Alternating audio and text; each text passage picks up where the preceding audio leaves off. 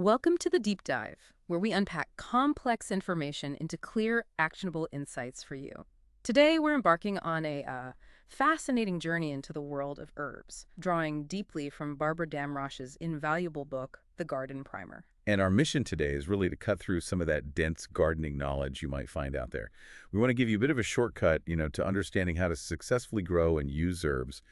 We're focusing on principles that are practical, accessible, and highly relevant, especially if you're looking into sustainable living or organic growing. That's right. So whether you're maybe in a dorm with just a sunny window, or you're planning a small balcony garden, or maybe you're just curious about bringing more fresh flavor into your kitchen, this deep dive should equip you with the essential nuggets. But first, okay, when we talk about herbs, what exactly are we referring to? It's often, well, not quite what we assume. Let's unpack this.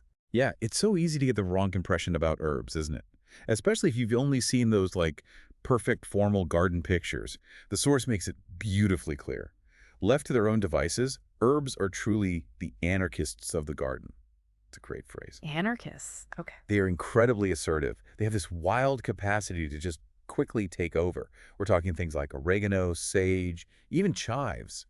Damrosch talks about how they can become like dense shrubs, almost like little forests if you don't actively manage them. Wow. So that neat little chive border. Exactly. It can morph into this self-sowing colonizer, spreading into paths way faster than you'd think. That's fascinating. So the first big lesson here is that those, beautiful formal herb plots, they aren't just for looks. They actually evolved partly as a really practical way of curbing these plants' assertive natures. Right. It's about management, turning that potential chaos into something controlled and bountiful. It really flips the idea of what pretty means in a garden, doesn't it? And speaking of definitions, the book challenges our everyday understanding of what an herb is. Yeah, this is interesting. Botanically, an herb is any plant with a soft stem, not a woody one, which technically disqualifies many of the things we call perennial herbs, like sage and rosemary, because they do get woody stems.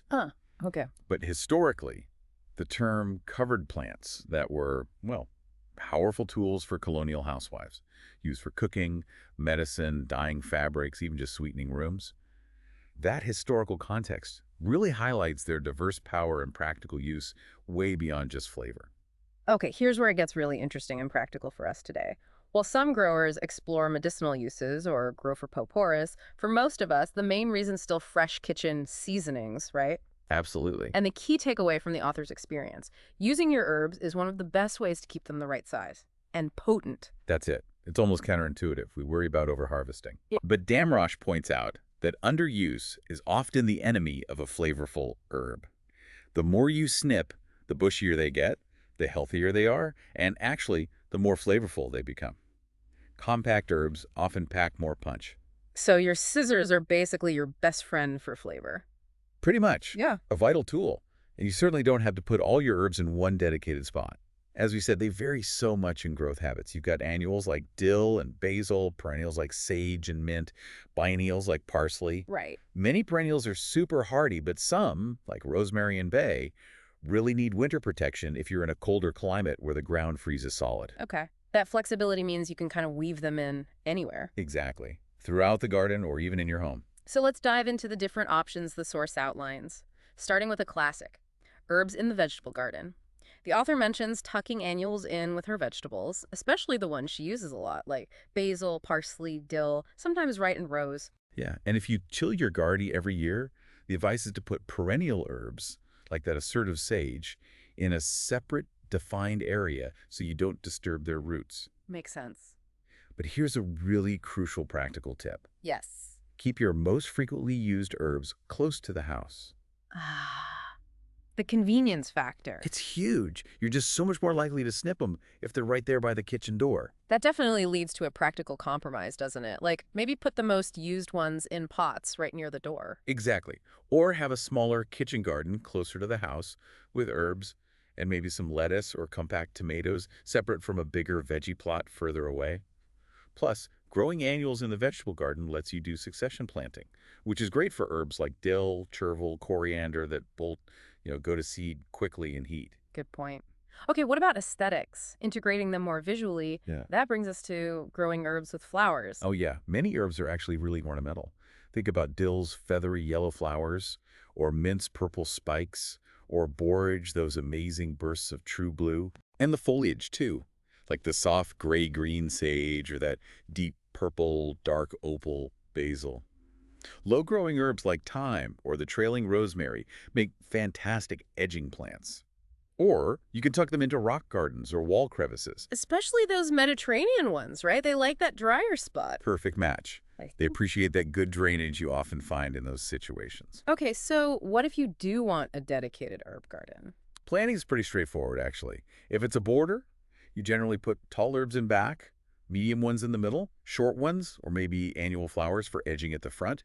And what's interesting is, unlike flower gardens where bloom time is everything, Right. for herbs, it's often less critical because you're harvesting many before they peak bloom Hmm. for the best flavor. It's a different kind of focus. Now, a really crucial point from the source, and anyone who's grown mint will know this.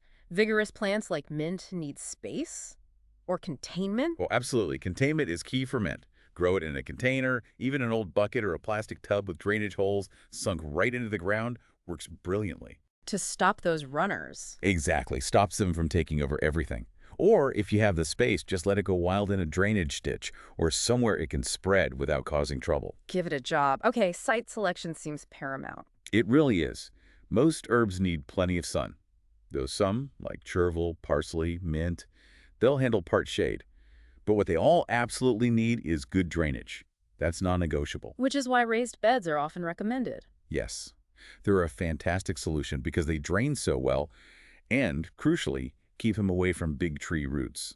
Herbs won't win that competition for water and nutrients. Got it. Okay, finally, growing herbs in pots, outdoors or indoors. Yep.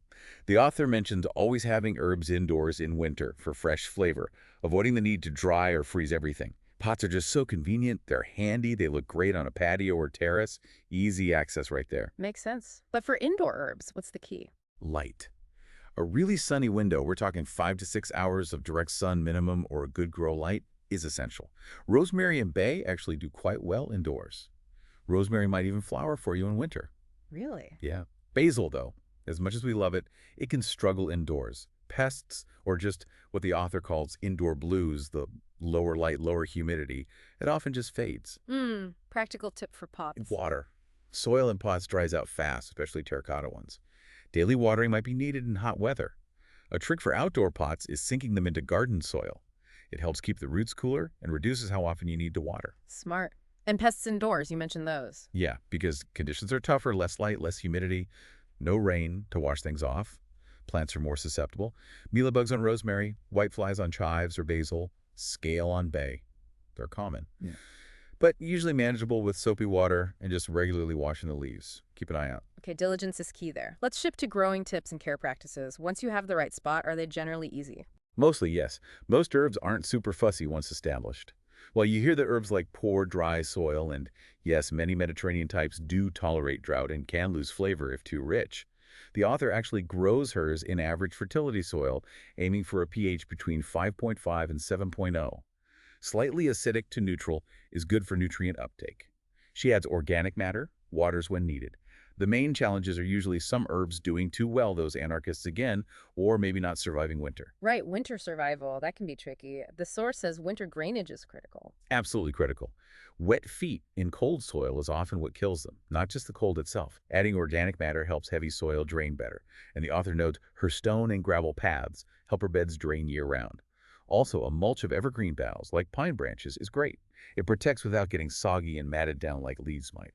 Allows air circulation. Good tip. What about starting herbs? Propagation? Hardy annuals like chervil. Sow them early spring or even fall. Tender ones like basil. Wait till after frost.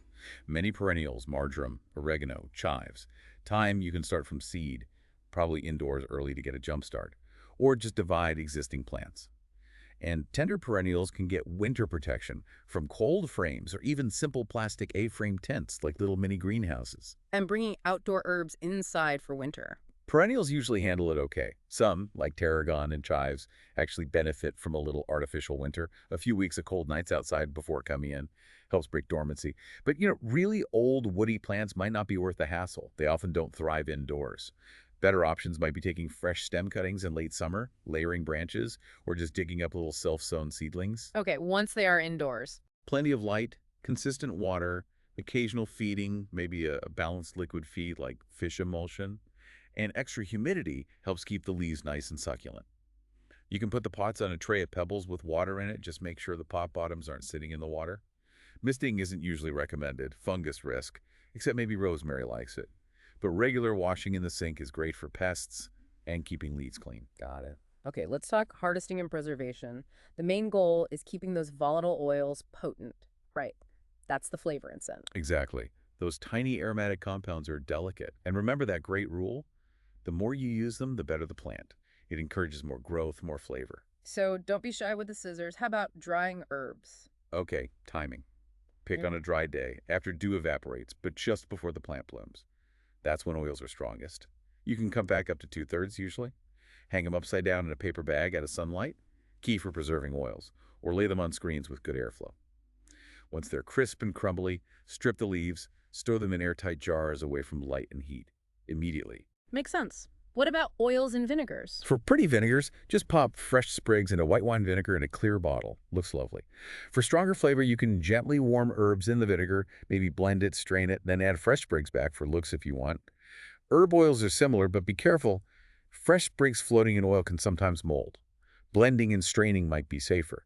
And use infused oils fairly quickly or store them in the fridge. Good safety tip. And freezing herbs, just toss them in a bag. Not always the best. Basil especially turns into black mush that way. The preferred method is often pureeing the herbs with a little oil, melted butter, or even water, then freezing that paste in ice cube trays. Then you have these perfect little portions ready to drop into soups or sauces.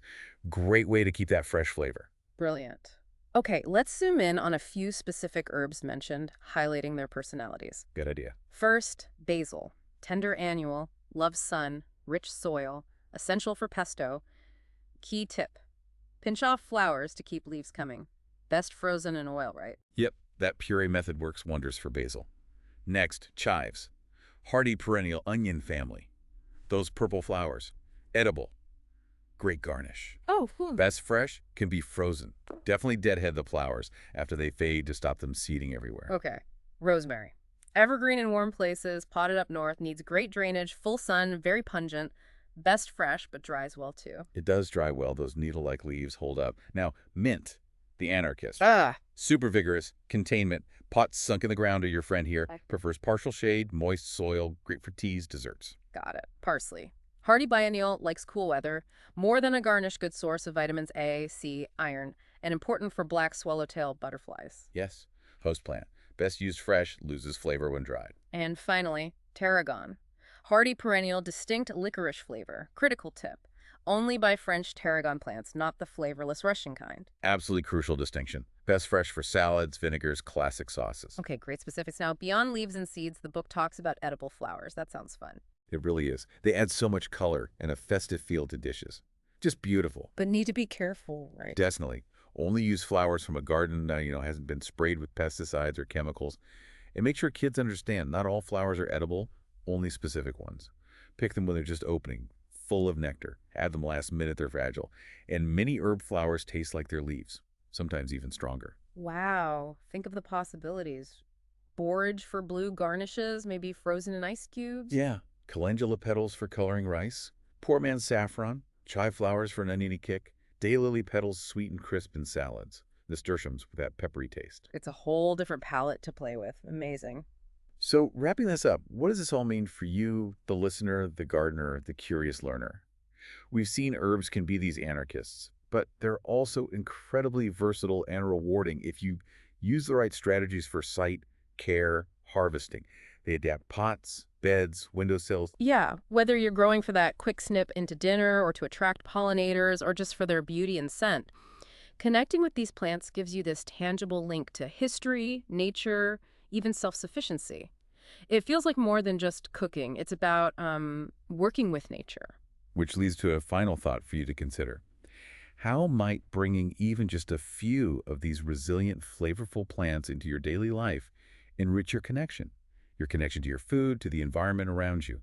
How might that foster a deeper sense of well-being, even in a small way? Something to think about. Thanks for joining us on this deep dive into the practical and surprisingly wild world of herbs from the garden, Premer. And thank you for joining the Deep Dive team. Until next time.